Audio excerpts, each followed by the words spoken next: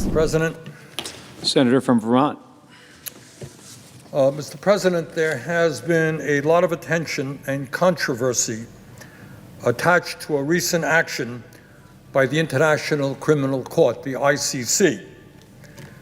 The core purpose of the ICC is to prosecute the most serious international crimes: genocide, crimes against humanity, war crimes, and the crime of aggression. I believe that it is very important that all of us support accountability for these crimes and the important mission of the ICC. Mr. President, last year, the ICC declared that President Vladimir Putin of Russia was in violation of international law and that he was a war criminal. The ICC issued arrest warrants for Putin and one of his senior officials, saying there are reasonable grounds to believe that they had committed the war crime of unlawful deportation and transfer of population for their systematic kidnapping of thousands and thousands of Ukrainian children. I supported the ICC decision. And in fact, that is the tip of the iceberg of what Putin has done in Ukraine. Putin started the most destructive war in Europe since World War II. He has bombed civilians and devastated civilian infrastructure, killing at least 30,000 civilians and displacing millions more. Hundreds of thousands of Ukrainian and Russian soldiers have been killed or wounded as a result of Putin's horrific invasion of Ukraine. On that occasion, when the ICC declared Putin a war criminal, the United States government welcomed the ICC decision. A White House spokesperson said, and I quote, "There is no doubt that Russia is committing war crimes and atrocities in Ukraine, and we have been clear that those responsible must be held accountable. The ICC prosecutor is an independent actor and makes his own prosecutorial decisions based on the evidence before him.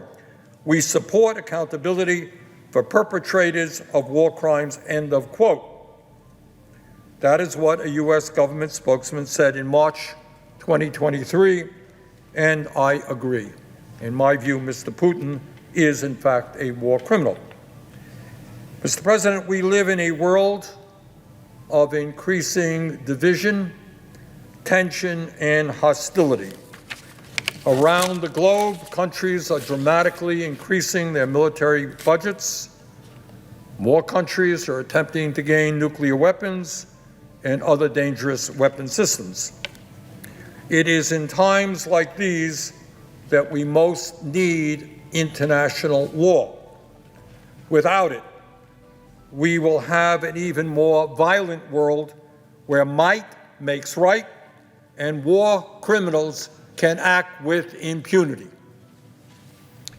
In recent years, the ICC has attempted to hold governments and political leaders accountable for crimes against humanity.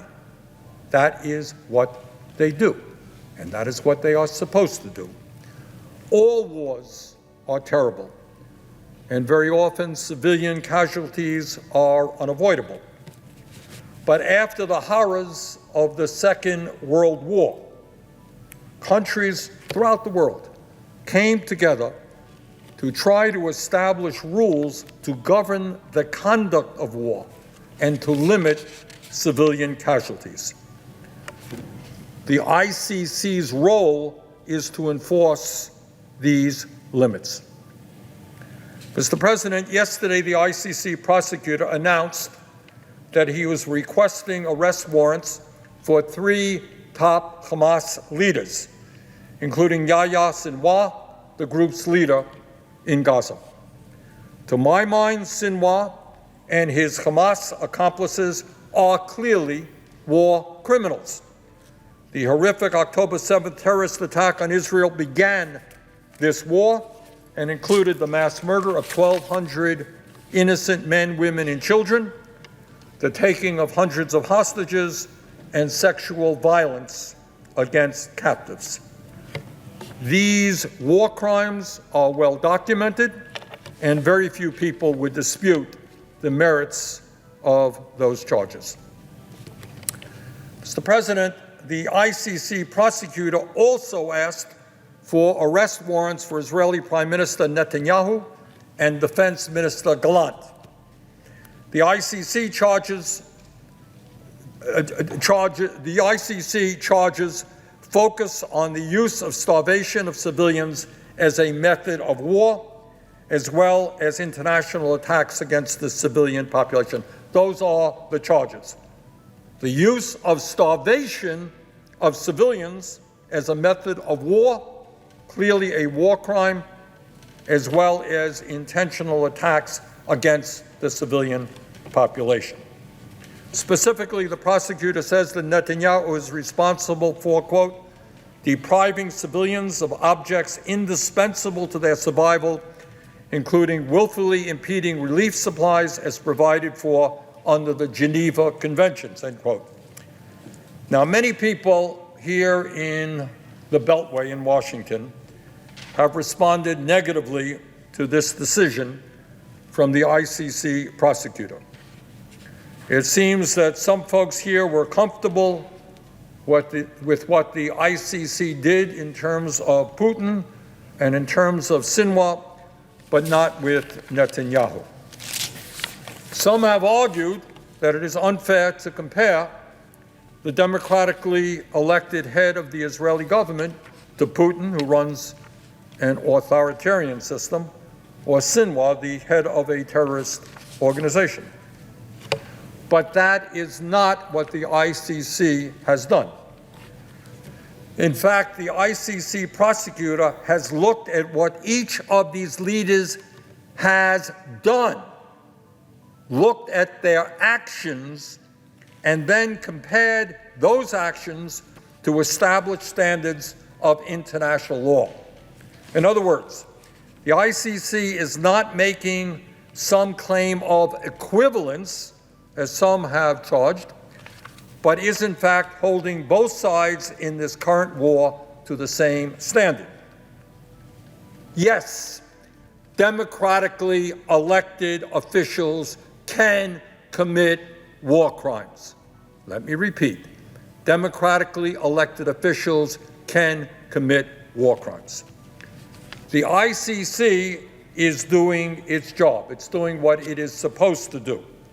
We cannot only apply international law when it is convenient. And the independent panel of international legal experts the ICC appointed to help with this case unanimously agreed with the charges. Mr. President, people may be uncomfortable to see the Prime Minister of Israel charged with war crimes. But let us take a hard look at what he has actually done. And we must determine whether his actions meet the standards of being a war crime. In 7.5 months, more than 35,000 Palestinians have been killed and almost 80,000 injured. Thousands more are still under the rubble, but their bodies have not been fully identified. Some 60% of the victims are women, children, or the elderly. More than 250 aid workers have been killed, including 193 UN staff, more than in any previous conflict. Mr. President, there are 2.2 million people living in Gaza. More than 1.7 million of them have been forced from their homes. 75% of the population. I'm trying to think of my own state, what it would be like if 3/4 of the people, 400,000 people, just driven out of their homes. And these are by and large poor people, desperate people. In just the last 2 weeks, more than 900,000 have been displaced, many of whom have been forced to move many times during this war. Chased out of one place, gone to another place, chased out of that place, gone to another place. And many of these people are children. Gaza has a very young population. Many of them are elderly. Many of them are sick. These are people who have been forced out of their homes and moved and moved and moved again, often without adequate food, without adequate water supplies, and certainly without adequate health care. Mr. President, when we talk about war crimes, we talk about attacks on civilians, let's understand. Gaza's housing stock has been demolished. And again, I try to think of my own state, what it would mean if 60% of the housing was destroyed. Now, if these people who have been chased from their homes, displaced from their homes, are ever able to return to their communities, where are they going to live? Over 60% of the housing units in Gaza have been damaged or destroyed, including 221,000 housing units that have been completely destroyed, leaving more than 1 million people homeless. Entire neighborhoods have been wiped out, both by bombing and by planned detonations of explosive charges. In other words, we're looking at a war. We understand that Hamas is a very difficult enemy, often uses civilians to protect their own people. I got it. But what we're talking about here is over 60% of the housing units in Gaza have been destroyed.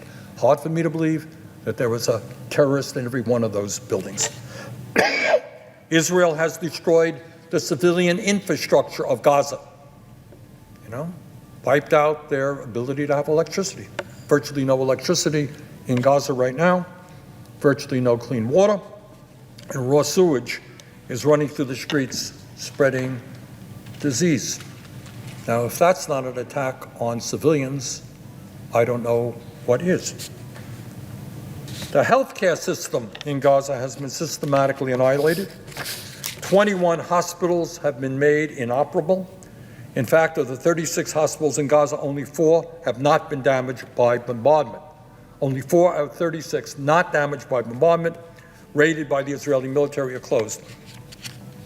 More than 400 healthcare workers have been killed. Well, what do we say when we have a war in which the healthcare system is annihilated at a time when you have tens and tens of thousands of people who are wounded, many of them seriously? Mr. President, the education system in Gaza has been virtually destroyed. Every one of Gaza's 12 universities has been bombed. Got that? Every one of the 12 universities in Gaza has been bombed. More than 400 schools have suffered direct hits, and 56 schools have been totally destroyed. Today, 625 children in Gaza have no access to education at all. And I'll tell you something else. When you talk about what's going on in Gaza, what is not talked about almost at all, I think I read one article on this, I want you to think about the psychic damage done to children. The children who see housing being destroyed, their parents or relatives being killed, see drones flying around them, some of which have guns, being pushed out of their homes, deafening noise, inadequate food, inadequate water, shoved into any place and every place. What kind of psychic damage? If there's one child in Gaza that does not suffer psychic damage from this horror, I will be very surprised. Mr. President, as a result of the destruction and Israeli policies restricting the entry of humanitarian aid into Gaza, more than 1 million people today face catastrophic levels of hunger, and Gaza remains on the brink of famine. Hundreds of thousands of children face starvation. Even now, more than 7 months into this war, Israel's invasion of Rafah has severely disrupted the humanitarian relief operation, closing the 2 main border crossings and making it almost impossible for the UN to access its warehouses or distribute aid. Very little aid has gotten in for more than 2 weeks. Bakeries have had to shut down, and hospitals are running low on fuel. Just today, the UN announced that it had been forced to halt all food distribution in Rafah after running out of supplies. The World Food Program said that, quote, humanitarian operations in Gaza are near collapse, saying that if food and other supplies don't resume entering Gaza in massive quantities, famine-like conditions will spread, end of quote. Now, Mr. Netanyahu's been on TV today and elsewhere. He denies it all. Ain't true, says Mr. Netanyahu. He claims that Israel is deeply worried about the civilian population, worried about the children, and that Israel is not blocking humanitarian aid at all. Not at all. Well, it turns out that the United Nations and virtually every other humanitarian group involved in the humanitarian disaster in Gaza strongly disagrees with Mr. Netanyahu. Now, we can trust the words of a prime minister under criminal indictment in Israel, or we can trust the people whose function in life is to provide humanitarian aid. UN Secretary General says that much more aid is urgently needed to, quote, to avert an entirely preventable human-made famine, end quote, and that there is no alternative to the massive use of land routes, end quote. Cindy McCain, the wife of our former Republican colleague John McCain, who is now the head of the World Food Program, said of Gaza that, quote, there is famine, full-blown famine in the north, and it is moving way south, end quote. A month ago, more than 50 humanitarian organizations called on Israel to allow greater humanitarian access and stop unnecessarily restricting aid. That's 50 humanitarian organizations.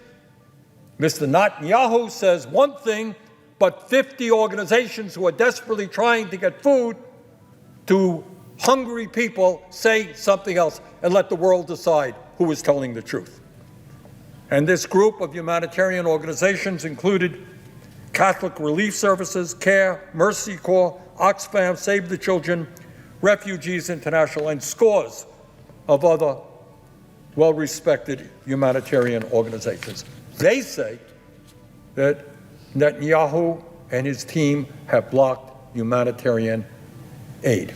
Mr. President, our colleagues, two of our colleagues, Senators Van Hollen and Senator Merkley, visited Rafah in January. I heard their presentation to the Democratic caucus.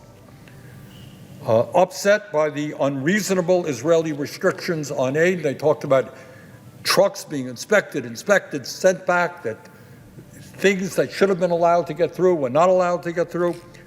They said afterward that the U.S. must, quote, demand that the Netanyahu government lift the impediments to delivery of basic goods needed to sustain life in Gaza, end quote. Netanyahu denies it. Two of our colleagues who were there say that Israel was blocking aid. The United States government also disagrees with Netanyahu. USAID Administrator Samantha Power said, quote, food has not flowed in sufficient quantities to avoid this imminent famine in the South, and these conditions that are giving rise already to child deaths in the North. In March, Secretary of State Blinken said, quote, the bottom line is food is getting in, but it is insufficient, end quote. In April, he said there has been progress, quote, but it is not enough. We still need to get more aid in and around Gaza, end quote. And in a formal report this month, the State Department said that, quote, Israel did not fully cooperate with the United States government efforts, and United States government supported international efforts to maximize humanitarian assistance flow to and distribution within Gaza. I got a kick out of hearing Mr. Netanyahu this afternoon. He talked about airlifts. My God, they're supporting airdrops. They're supporting food coming in from the sea. Well, the reason that the United States is spending millions of dollars getting food in from the sea is precisely because Israel is blocking the ability to get trucks in. And the reason the Jordan and other countries in the United States are doing airdrops is, once again, because trucks cannot get through. Netanyahu is taking credit, and yet the reason we're having to do those is precisely because of the policies of his government. President Biden himself has said, quote, that a major reason why distributing humanitarian aid in Gaza has been so difficult because Israel has not done enough to protect aid workers trying to deliver desperately needed help to civilians. Israel has also not done enough to protect civilians, end quote. President Joe Biden. So it is fair to say that most of the world disagrees with Mr. Netanyahu. Mr. President, think about all of that destruction. Think about the tens of thousands of civilians killed, the schools and hospitals blown up. Take a look at the pictures of emaciated children starving to death while food just sits miles away. And one of the things that's interesting to my mind is we don't see enough of those pictures.